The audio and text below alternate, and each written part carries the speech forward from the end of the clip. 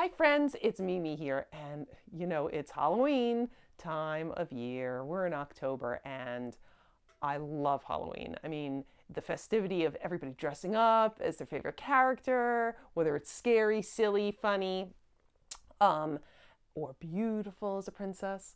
And the fun of going around getting candy and making those special treats like we did last week.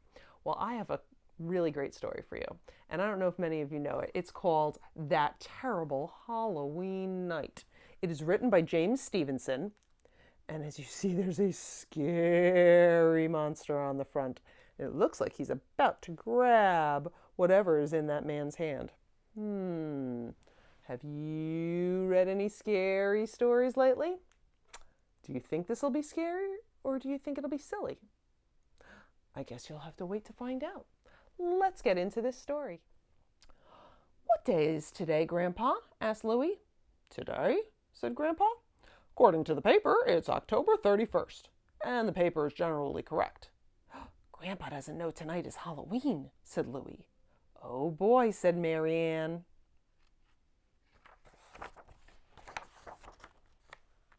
What can we do to scare Grandpa, said Louie. Something not too scary, said Mary Ann. Grandpa's pretty old. I have an idea, said Louie. They put a mask on Leonard, the dog. Now go see Grandpa, said Louie. Grrr, said Leonard.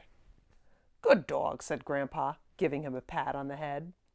We better try something a little more scary, said Mary Ann. Look, he's got a long coat and she's got a hat. What do you think they're gonna do? Oh my. Woo, said Mary Ann. I beg your pardon, said Grandpa. Woo, said Mary Ann even louder. Woo! Why are you sitting on Louie and wearing those strange clothes? Said Grandpa. To scare you, said Louie. It's Halloween. Oh, of course, said Grandpa. I see. Were you scared? Asked Mary Ann. Yes, indeed, said Grandpa. But I don't get very scared anymore. Not since that terrible Halloween night. What terrible Halloween night? I prefer not to talk about it. Please, Grandpa? Well, a long time ago, when I was about your age, I put on a mustache and a hat. And I went out on Halloween. See, that's Grandpa when he was younger. I knocked on doors up and down the block getting candy.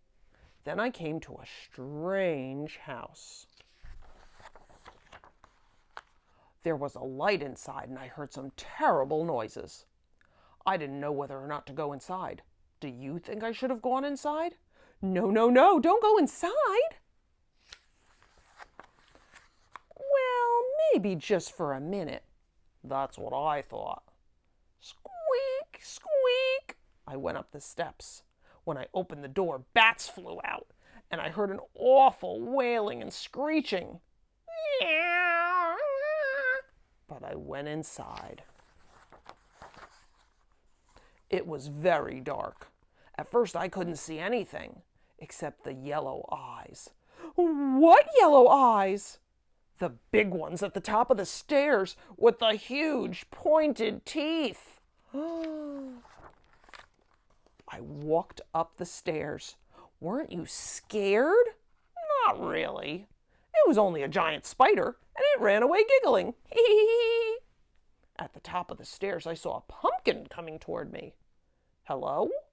Do you like pumpkins? Oh, yes, very much.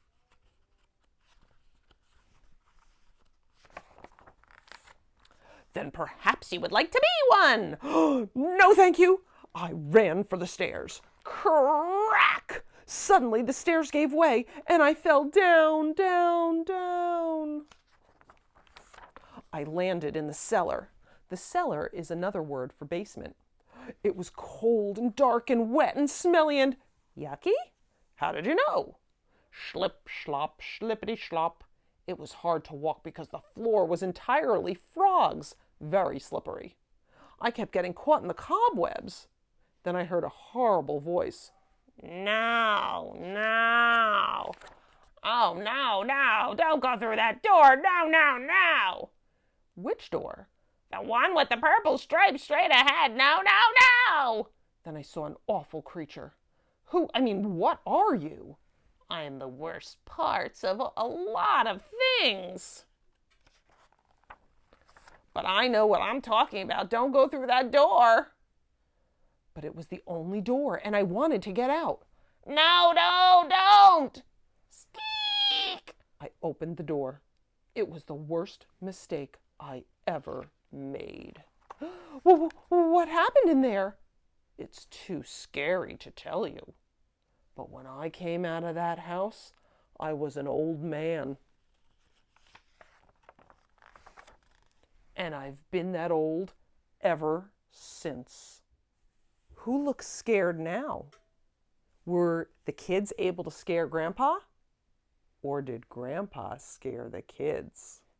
I like this story because it takes an interesting turn. The kids thought that they could pull one over on their old grandpa, but it looks like Grandpa got the last laugh.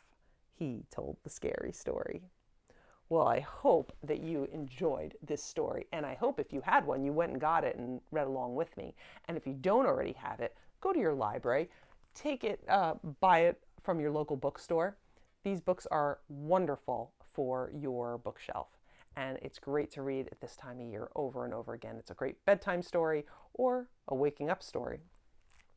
And again, thank you so much for all of your support, and I really appreciate everybody that watches every week. I love having you here, and I hope you enjoy the stories as much as I do. Reading is the most fundamental thing you can learn in your early years because that leads to everything. You need to learn reading to do math, to do science, to drive a car. You have to be able to read signs. Reading is everywhere. So come back next week to Kids Stories and More, and later in the week we'll have a fun activity, and I will see you soon. Bye-bye.